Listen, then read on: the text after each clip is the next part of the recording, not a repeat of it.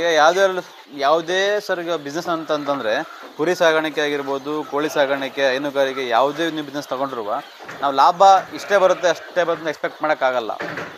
ಈಗ ನಾವು ಯಾವ ಥರ ಕುರಿಗಳನ್ನ ಸಾಕ್ತೀವಿ ಮೇಲೆ ಡಿಪೆಂಡ್ ಆಗಿರುತ್ತೆ ಸರ್. ನಾನು ಕುರಿ ತಂದೆ ಶೆಡ್ಡಿ ಬಿಟ್ಟೆ ಮೇವು ಮೇಂಟೈನ್ ಮಾಡಿಲ್ಲ, ಮೆಡಿಸಿನ್ಸ್ ಅಂದರೆ ಇನ್ ಸೆನ್ಸ್ ಅದಕ್ಕೆ ಏನು ಕೊಡಬೇಕು ಅವ್ನು ಕೊಟ್ಟಿಲ್ಲ ಅಂತಂದರೆ ಲಾಭ ಬರಲ್ಲ. ನಾವು ಕುರಿ ತಂದು ಸಾಗಾಣಿಕೆ ಮಾಡಬೇಕು ಅಂತಂದರೆ ಅದ್ರ ಮೇಲೆ ಸಹ ಯಾವಾಗಲೂ ಕಾನ್ಸಂಟ್ರೇಷನ್ ಇರಬೇಕು. ನಮ್ಮದು ಫುಡ್ಡು ಕರೆಕ್ಟಾಗಿ ಕೊಡ್ತಾಯಿವ, ಯಾವ ಮರಿಗಳು ಏನಾರು ಹುಷಾರಿಲ್ಲ, ಯಾವ ಮರಿ ಗ್ರೋತ್ ಆಗ್ತಿಲ್ಲ, ನಾವು ಯಾವ ಮರಿ ಗ್ರೋತ್ ಆಗ್ತಿದ್ದೆ ಅದು ಅದನ್ನೆಲ್ಲ ನೋಡಿಕೊಂಡು ಮರಿ ಚೆನ್ನಾಗಿ ಬೆಳವಣಿಗೆ ಆಗ್ತದೆ ಇಲ್ಲ ಅಂತ ನಾವು ನಮ್ಮ ಮೇಲೆ ಡಿಪೆಂಡ್ ಇದೆ ಸರ್. ಲಾಭ ನಷ್ಟ ಅನ್ನೋದು ನಾವು ಕುರಿ ತಂದರೆ ನಾವು ಬಿಟ್ಟು ಲಾಭ ಆಗಿಲ್ಲ ಅಂತ ಹೇಳೋದು ಅಲ್ಲ, ನಾವು ಕುರಿ ತಂದು ಬಿಟ್ಟು ಲಾಸ್ ಆಯ್ತು ಅಂತ ಹೇಳೋದಲ್ಲ, ಹೇಳೋಕ್ಕಾಗಲ್ಲ.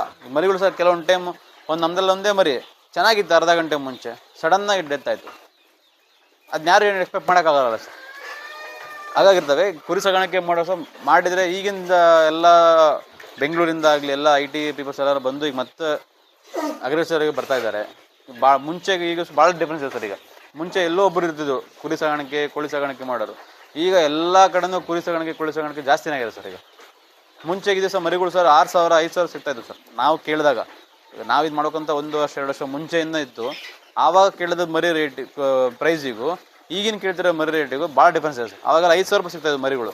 ಈಗ ಅದೇ ಮರಿಗಳು 8,000 9,000 ಇರ್ತಾರೆ. ಯಾಕೆಂದರೆ ಸಾಗಾಣಿಕೆ ಮಾಡೋರು ಜಾಸ್ತಿ ಆಗಿದೆ, ಕುರಿ ಸಾಗಾಣಿಕೆ ಮಾಡೋದು ಡಿಮ್ಯಾಂಡು ಜಾಸ್ತಿ ಆಗಿದೆ, ಹಂಗಾಗಿ ಪ್ರೈಸು ಜಾಸ್ತಿ ಆಗಿದೆ.